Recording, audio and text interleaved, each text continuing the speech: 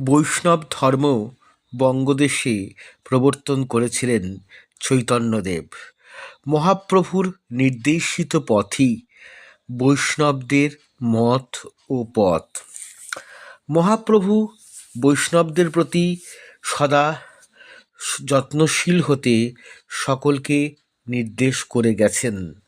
চৈতন্য চরিতামৃত বৈষ্ণবদের একটি বিশেষ গ্রন্থ। যেমন চৈতন্য ভাগবত বৈষ্ণবদের পরম পবিত্র গ্রন্থ। এই গ্রন্থগুলিতে বৈষ্ণব অপরাধের কথা উল্লেখ করা হয়েছে। বৈষ্ণব অপরাধ কী, এগুলিকে আমরা আলোচনা করব।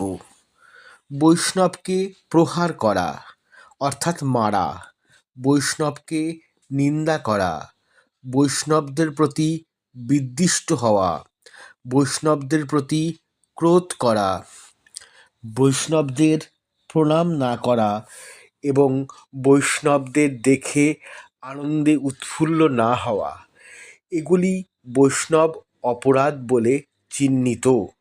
যদি কোনো বৈষ্ণব এই কাজগুলি না করেন, তাহলে নিশ্চয়ই বৈষ্ণব মতানুসারে তিনি বৈষ্ণব অপরাধ করেছেন। এই অপরাধ থেকে বাঁচতে কী করা উচিত?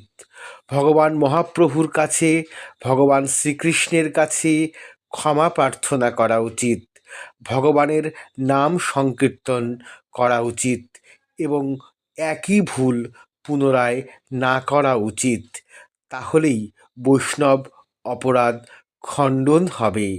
কলিযুগে নাম শ্রেষ্ঠ। হরে কৃষ্ণ কৃষ্ণ কৃষ্ণ হরে হরে, হরে রাম রাম রাম হরে হরে।